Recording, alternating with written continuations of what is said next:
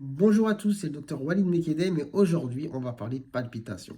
Et franchement, je fais cette vidéo en étant très fatigué, mais je me suis engagé à la faire. Je m'explique. Ce matin, j'ai une de mes patientes qui est venue me voir et qui me dit, docteur, franchement, je suis parti sur votre chaîne YouTube et j'ai pas trouvé de vidéo sur les palpitations. Et effectivement, c'était le sujet de la consultation du jour. Je lui ai dit, vous inquiétez pas, madame, je vais rattraper le tir. Ce soir, je vous poste la vidéo. Du coup, cette vidéo, elle est pour vous, enfin, pour cette patiente, je lui dédicace. Je ne peux pas dire son nom, mais je pense qu'elle se reconnaîtra. Enfin bref, du coup, on va entrer dans le vif du sujet et on va parler des palpitations. Les palpitations, c'est quoi? C'est à cause de quoi? Est-ce que c'est dangereux? Est-ce qu'on peut faire une crise cardiaque? Et qu'est-ce qu'on peut faire justement pour les soulager? Du coup, les palpitations, par définition, c'est un ressenti. C'est le fait que vous ressentez qu'au niveau du cœur, c'est pas comme d'habitude. Soit ça bat trop vite, soit ça bat trop fort, soit il y a un battement un petit peu qui est anormal. Dans tous les cas, vous ressentez une différence des battements qui ne sont pas comme d'habitude. Ok, ça c'est le ressenti. Maintenant, ça va s'expliquer par deux grands phénomènes. Je vais faire grosso modo. On va avoir les tachycardies, donc le fait que le cœur bat très vite, et on va avoir les extrasystoles, qui sont un autre phénomène que je vais expliquer. Dans la grande majorité des cas, que ce soit tachycardie ou extrasystole, c'est pas grave. Ce sont des causes non graves. Alors, quelles sont les causes qui peuvent amener justement à faire des tachycardies? Par exemple, le cœur qui bat vite. Le cœur qui bat vite, ça peut être plein de choses. Ça peut être le stress, ça peut être l'effort, ça peut être la fièvre, ça peut être la prise de certains médicaments, ça peut être la prise de certaines substances comme le tabac, le café, le thé. Ça peut être des petits dérèglements biologiques comme l'anémie, comme des problèmes de thyroïde. Enfin bref, vous l'aurez compris, il y a beaucoup de choses qui peuvent expliquer que le rythme du cœur s'emballe un peu et qu'on a le cœur qui bat un peu plus vite. Et dans la plupart des cas, il y a toujours voilà, un phénomène un petit peu qui explique le fait que le cœur s'emballe un petit peu par rapport à d'habitude. Et c'est jamais des causes très graves. Après, il y a quand même un petit aparté. Parfois, on va avoir le cœur qui bat très vite, mais qui, en plus de battre très vite, bat de manière irrégulière. Ça, c'est au médecin de l'entendre, de l'écouter. Et là, on peut se retrouver dans des situations où on fait de l'arythmie. Donc l'arythmie, ça soigne, c'est pas forcément quelque chose de méchant, mais en tout cas, c'est quelque chose à déceler. Mais le message important à retenir, c'est que dans la plupart des cas, la tachycardie, c'est expliqué par des phénomènes qui ne sont pas forcément très méchants et qui peuvent se corriger. Qui plus est, il y a des gens qui ont tout le temps en fait le cœur qui va plus vite que la moyenne. Sachant que la moyenne, on va dire, c'est autour de 75, 80. On va dire qu'entre 60 et 90, c'est la plupart des gens qui se situent là.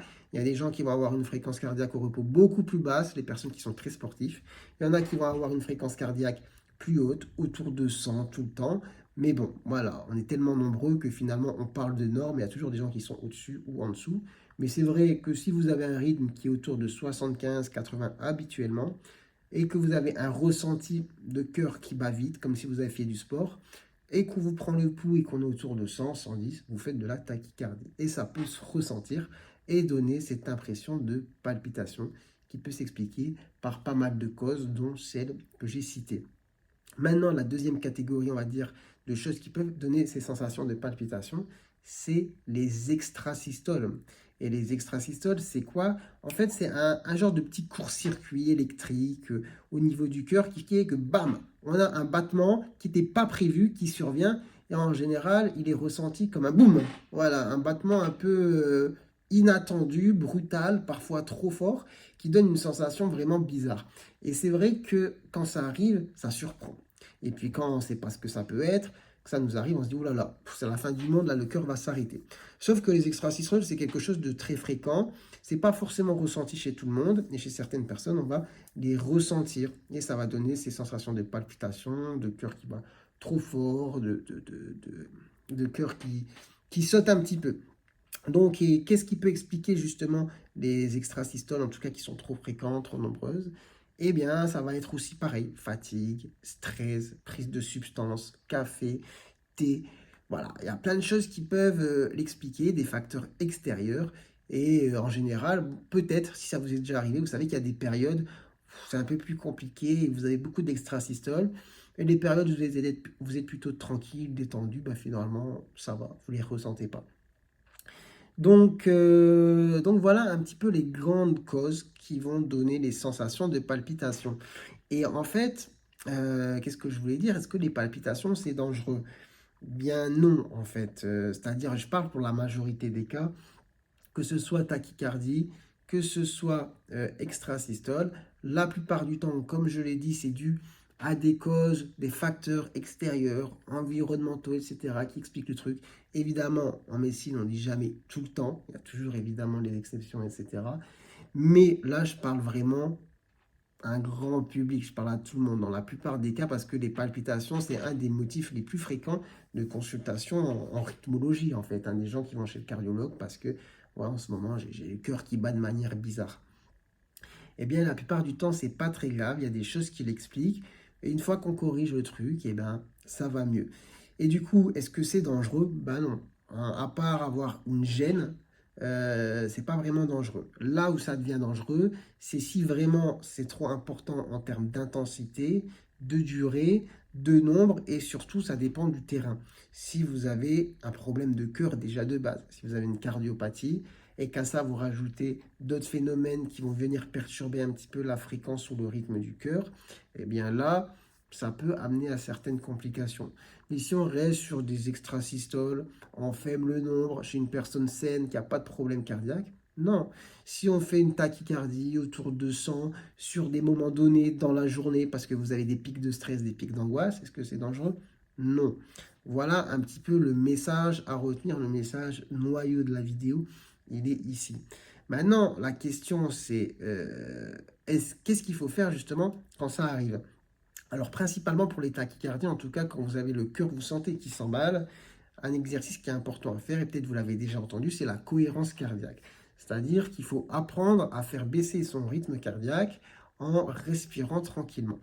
Et ça, j'ai fait une démonstration ce matin à la patiente qui est venue et qui m'a demandé un petit peu cette vidéo. Donc j'ai mis le saturomètre, là, le petit appareil au bout du doigt, et je lui ai montré comment je faisais baisser ma fréquence cardiaque en respirant. Et en fait, il faut s'entraîner. Il y a des vidéos sur YouTube, vous tapez cohérence cardiaque.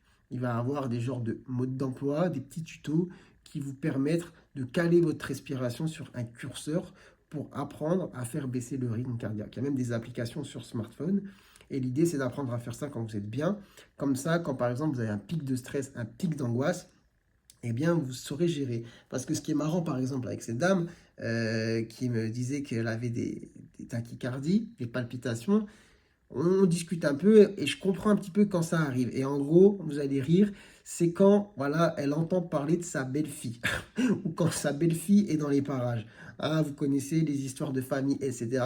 Et là, bim, ça déclenche un réflexe pavlovien, c'est-à-dire son cerveau, tac, belle-fille, bim, coup de stress et puis le cœur qui s'emballe.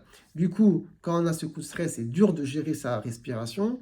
On va peut-être s'emballer un petit peu et ça ne va pas améliorer les choses. Nous, ce qu'on veut, c'est caler. Et c'est vrai que quand le cœur s'emballe, ça va créer un sentiment d'ailleurs de panique, ça va augmenter le stress, on va respirer un peu plus vite et on ne va pas réussir à faire descendre le rythme cardiaque. Donc il faut s'entraîner à faire ça quand on est au calme. Comme ça, quand on est dans une situation de stress avec sa belle-fille, eh bien, on peut justement ralentir plus facilement. Donc comme je vous ai dit, il y a des applications, il y a des vidéos. Vous calez votre respiration et en fait, ça va être voilà, une alternance d'inspiration profonde et d'expiration lente. Et franchement, ça marche bien. Vous faites ça, ça va ralentir le rythme cardiaque et puis vous allez vous sentir plus apaisé, plus détendu, moins stressé. Ça va être un cercle vertueux et là, il y a tout qui s'apaise. Déjà, vous voyez, rien que le faire en vidéo là, ça me détend, ça me déstresse. Parce que franchement, grosse journée. Hein. Là, au moment où je filme cette vidéo, 19h30, grosse journée de consultation. Je suis bien rincé. Il y a toujours une charge de stress d'ailleurs quand on fait un enchaînement de consultations comme ça sur une grosse journée.